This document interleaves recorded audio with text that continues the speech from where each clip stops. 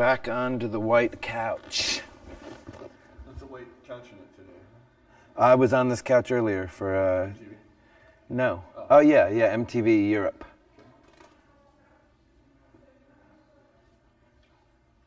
That looks cool. All right. Did you vote? Hell yeah, man. You voted. About 10? Is that cool with everyone? 10 minutes, okay.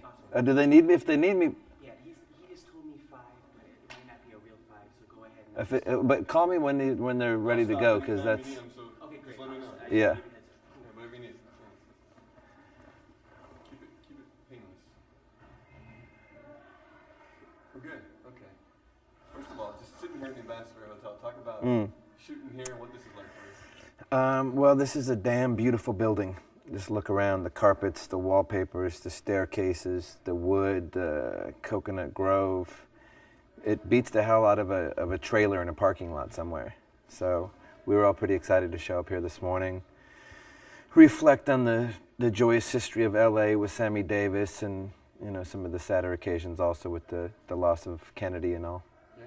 But what a great location. I just walked around the building. It's all fallen apart and overgrown and beautiful and sunny, and I feel like a kid out there. Yeah. Yeah. Do you guys get involved in that? Do you care about preserving like landmarks like this? That's something you care about?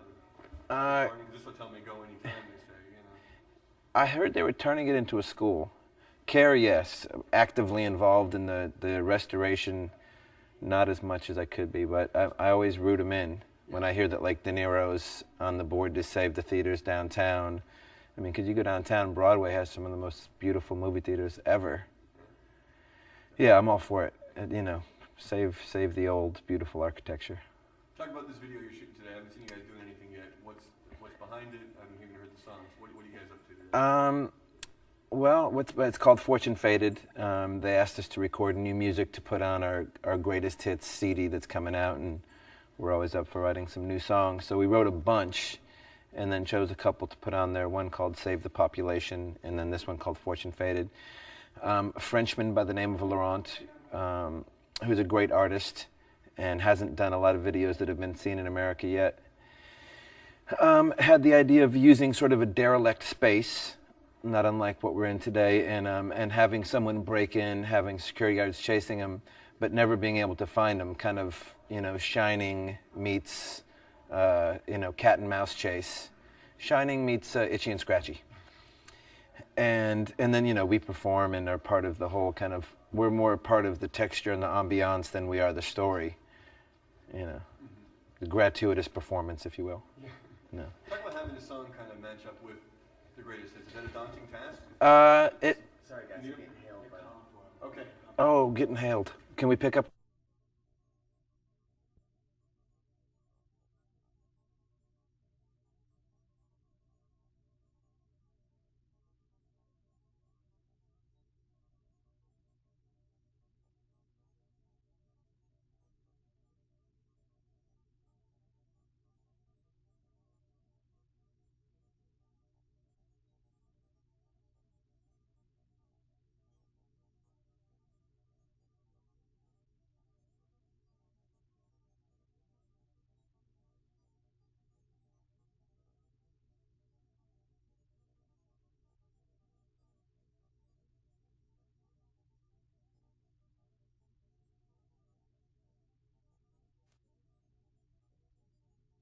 Somewhere else. Oh, there's a form. 2 weeks, it takes 2 weeks. Yeah. They let me get away with something. Oh, really? Yeah, so you swear you're not voting anywhere else because election day today. Sign this, give us a driver's license. Oh, then I might be able to squeak in a second vote. I'm voting no. I'm voting no and Gary Coleman. There you go. We're good. Quiet on the set, people. I'm just kidding. Hello. Oh. Hi. It's a good day when I see you. What do you say? It's a good day when I see you. That makes it a good day because I saw you. Yeah. Yeah. Yeah. Show Uncle Tony or Barbie. Oh, I see the Barbie. Ooh. She got a name? Yeah. Yeah? You say Barbie. Barbie, quite simply. It's Barbie? Yeah. Yeah. What did you do today? Did you go to school? Yeah. What did you do in school? Are you getting pretty smart? Having fun? Getting some ABCs together? Did you do some painting? I'd like to see those paintings when you're done, by the way. Yeah. Yeah, I would like to see your work. Some water. What else? What else did you paint today? Did you paint whales? What's with that? Maybe she saw Sling Blade or something. I don't know. Hi. Hi. How are you? Sweaty. 10. Ready? Small for age. She's 10. A rare, 2.5. 2.5? 2.5. Can I have a kiss, please? Thank you very much. What a keeper. I had a daughter 5 weeks ago. wow. Congratulations. Wow. Yeah. What's your name? All right, and you're Olivia. like awake, sort of. What's that? Oh, no, he's tired. Oh yeah, kind of. Kinda. Yeah. Yeah, that's Hanging in. you're right in there. Yeah, it's the best, but yeah, it's tired. Of course. Still. It's, Isn't that still right? happening. Yeah. It's not in. Whoa. Wow. Yeah, Tony. All right, guys, to it. Yeah, oh yeah. Bye. How's it going? I have faith in our director, Yeah. but you know, Not fast. no, be here at 9, and I heard John hadn't did any shots like. he was the first one here, and he was the last one so far to do a shot.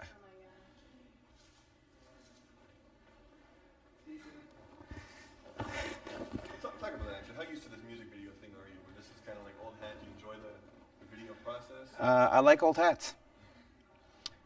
Do I enjoy the video process? Well, on a day like today, it's pretty good. Yeah, it's usually fun. It's a really kind of a good job if you can get it. Yeah. It doesn't really ever get old hat if you're excited about your music and you find cool directors and things to create. It's a great opportunity. You know, you always have the short-term memory situation of forgetting how kind of taxing the day is, but not to complain. Yeah. You're going to be unleashing a lot of videos as part of this package Right. on the public. Do you have certain memories of video shoots that kind of stand out in your mind? Yeah, off with the leash. Certain memories. Well, we have a strange affinity for the French when it comes to finding directors, and I will never forget the time Stéphane Sednal-Huy, whose idea always is just to go to the desert. It's like, we need a video. He's like, let's go to the desert. We need a new concept. Let's go to the desert. It's got to be totally different this time. We'll find it in the desert. But we were all kind of standing around, and he said, and we're like, what? And we thought he was saying the fuzzy sham. Everybody get the fuzzy sham, and we just didn't know what a fuzzy sham was.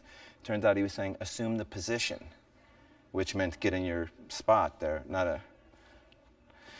And yeah, that was a memory. I think the best video we ever made never got played. It was for a song off Freaky Styley called Catholic Schoolgirls Rule. And it was directed by Dick Rude for $300. Very racy, very beautiful, very rockin'. Yeah. Looking back at the videos and the songs, do you guys allow yourself when you're a project list where you have to go back and choose songs? Are you more nostalgic than you normally would be? Do you like looking back at stuff? You guys are always kind of pushing towards the future normally. But Trying to just look in the moment yeah. on a good day. Looking back is kind of nostalgic, and it's, you know, it's emotional, but it's also kind of like, wow, we did a lot together, and we made a lot of colors, and we had a lot of fun, and did a lot of hard work, and you know, it's that weird. It's like when it's your birthday, and suddenly you become Mr. Introspective. What have I amounted to? What have I done? Where am I? Where am I going? It's kind of like that when you're doing the greatest hits thing. Mm-hmm. But yeah, we are definitely more excited about what we're doing now than what we did 13 years ago, and we feel like what we're doing now and about to do is actually better than what we were doing before. We feel like we've gotten better at what we do, and feel like we have about 1,000 more songs to write. So. Yeah. And people are recognizing that fact. What's that like having people, fans, critics, everyone saying you guys are better than you've ever been? I thought I was the only one who said that, but it's just good to be, you know, rocking heavy in the mix today. And I think we're all very grateful for that, but we all understand why, because we care so much about music, you know, at this second, rather than what we did before. It was like it was good, but now there's so much more to get into. And yeah, it's a chemistry thing. We're together and everybody goes off and does their research and their development and their inventorship, and then we come back together and we have all these weird parts and pieces and we start putting them together, and it's pretty cool. Where does the drive come from? Knowing you have the chops still and you guys still are creative, or? It comes from chemistry. It comes from God and the universe and the mysterious cosmos and all of the mundane elements of everyday living all put together, with hormones and chemicals and sadness and happiness and joy and failure and frustration and sexual demons and all this kind of stuff kind of all gathers up for the ceremony of practicing and improvising and finding good, true, hardcore bits, even if they're soft and slow. You guys all agree on the songs? You guys all meet? You guys have a general idea of what you guys all want to do? Well, Or discussions about that kind of thing? in the end, we do all agree, but it's the process is very argumentative and there's clashing and disagreements, but it's more just for show than for real, because I think for real we all know when something's good and meaningful and lasting, and eventually we get around to the core of that, but along the way we like to spit and kick our feet around and act like baby Hueys, but it's just for fun. Yeah. How would you define kind of the way your band's grown musically over the last few records? Because it's been said a lot from other people, but how would you define in terms of the growth process? It's a ding-dang natural progression. It's not really definable for me because I'm not great at analyzing progressions like that, but it's very natural. We're still in love with being a team, and it's all really born from improvising and from we study away from each other just however we do that. Having a baby or not having a baby, or breaking up with a girlfriend, or learning how to surf, or whatever it is, and learning about experimental music and music that was made in the 30s and music that's being made today and small holes in Germany. And then we all come together, and it's really about the improvisation and not about discussing it or deciding where we want to go, but just getting together, jamming, and seeing where that goes. And it usually goes someplace that feels good. And playing for audiences now, how is it different from the past? Because you're in the middle of a tour right now. We're at the tail end of a tour. It's great, I think when I listen to our live recordings, they're really a lot more emotional and kind of in the pocket than ever before. It's when John came back into the band, we did Californication. That was such a learning process. It was great, and we got inspired and we had fun and we rocked, but it was learning all over again how to be a band, and now we kind of we've tightened it up a little bit, and there's just always room. There's room to experiment in general, yeah. How much do you enjoy your own celebrity, or not enjoy it at all when people follow you and what you're up to and who you're seeing and that kind of crap? That's something right. you pay attention to, enjoy it? Is something you really bothers you, or? Well, I mean, I guess I'd be lying if I said I hate it at all, because it's great to get Laker tickets, and kind of all of those sort of perks, you get so used to them, you take them for granted, but, take all that stuff away, and I'm sure I'd be like, hey, I'll take that back, please. And I feel also a little bit blessed that, I haven't, my art and my career are not based on celebrity to begin with. It's just kind of a byproduct of being in a band for so long. I don't think we have a publicist to this day, so we're not out there trying to generate publicity so we can become bigger celebrities so that people pay more attention to our art. We're just letting the art speak for itself, and whatever celebrity comes, learn to deal with it as gracefully as possible, and use it to your advantage and to the ability that it helps you be of service to the world. It opens a lot of great doors. We made a lot of extra money that we could help people with, and I think that's a really great aspect of celebrity is getting out of yourself and saying, okay, I've got way more than I can deal with here. Let me give it right back, because then you forget about yourself and you feel a lot better anyways. Yeah, the paparazzi, the getting followed around thing, the cameras, that's pretty That's pretty awful, you know. And I guess they always argue like, oh, well, you'd be sunk if we weren't taking pictures of you. That's not really true. I mean, some people thrive on that kind of attention, but I wish there was a far more symbiotic respect going on there, and that it wasn't such a feeding frenzy, and that the media wasn't so based on the superfluous superficials of ridiculousness. Well said. You mentioned Laker tickets. I was going to ask you, were you concerned about the season? You concerned about Kobe? Concerned, I think everything will be sorted out. If, you know, whatever crimes against humanity you commit or don't commit, the world has a way of atoning for that, of, you know, of making everyone kind of, you pay the price one way or another. If you mess up and you abuse something, you pay the price, whether it's legal or whether just in the way that you're going to have to live your life. And if he didn't do anything, you know, wrong or abusive to someone, then I think that will materialize, and he'll be able to live his life knowing that he didn't do that, and she'll have to live her life knowing that, you know, she did something that questionable. I think it'll all sort itself out. Meanwhile, I'm loving Gary Payton dribbling the ball up the court for the Lakers. I can't wait to see it. I can't wait to see this guy that I've admired but despised, you know, for 10 years as the enemy, you know. But I love him. He's such a cool player. And now I get to see him in purple and gold. And Karl Malone is basically, that's like God saying, get over your resentments, you know. You have to embrace this guy. And I will. I'll be able to, you know, forgive him for, you know, being such a weirdo in Utah,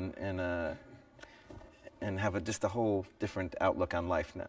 It's going to be the most bizarre and exciting season ever. That's true. Not necessarily more talented, because the '88 Lakes were more talented. You know, when Worthy and Scott and Cooper and Magic and Kareem, that was the greatest dream team of all time, you know. So I don't think it's like this is some thing that's never happened before, that much talent on a team.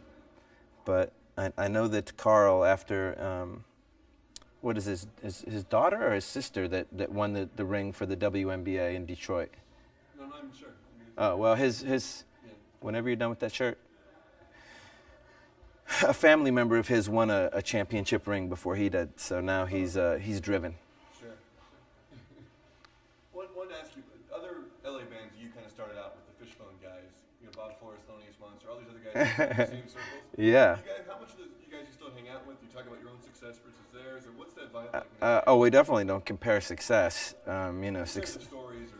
Yeah, well, we have great stories, and we have great memories, and Bob, you know, is still making great music from Thelonious Monster. He's always involved in a project, and you know, he did The Bicycle Thief with Josh Klinghoffer, and Fishbone have kind of drifted from my circle, but I always, you know, hold them in the highest of regard, and one of the most exciting bands of all time in their heyday, you know, live especially. You know, Jane's Addiction is also kind of a bizarre and beautiful story to watch do its thing. You know, there are other bands like the Minutemen that were probably even more influential on our energy back then, and you know, Mike Watt, the bass player for the Minutemen, he's coming out on tour with us as the opener for our next leg. Very cool. Yeah, so. He's playing with George Hurley as part of this. Yeah. All Tomorrow's Party. Yeah. Love George Hurley. Just in terms of the future for you guys still seem so young and vital. The music's better than ever. Do you talk about how far this can go? How many years? How many more records? No, I don't think we have to. I think it'll determine itself. I mean, we're going to do it probably for a long time. I mean, it would be a shame not to. It'd be a shame not to, because we have so much more work to do, and yeah, I hope we do it for a really long time. It's a great job. I love it. I love doing what I do with these guys. And do you have a greatest hits? That's something you were open to, you enjoy? Our greatest hits that we did, it's a record contract thing. Yeah. You know, it seems a little early in the game for me, because usually that like signifies the end of a band, but for us it's not going to be. It's just going to be something that they said, hey, you got to put out this record now. So we embraced it, and you know, used it as an opportunity to write some new stuff and combine our own stuff, and we'll probably, you know, put out another one in 10 years, and who knows. And lastly, you mentioned this off camera, but you're sitting here, you're an intelligent guy that cares about California, and you're stuck here in this hotel without getting to vote. Yeah, but I've got a plan. I've got a voting plan, and I will execute it when you're not looking. Very good. All right. All right.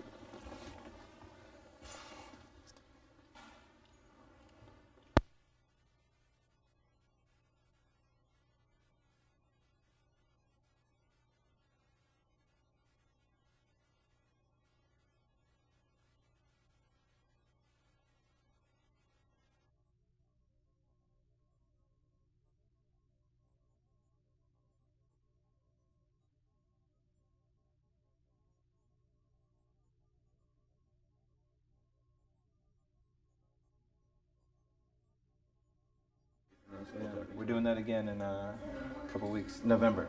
Oh, cool. November 5th. That's what you guys have been part of that. Oh, yeah. Yeah, definitely. Thank you. Thank you. We'll shoot some more of you a little bit later. All right.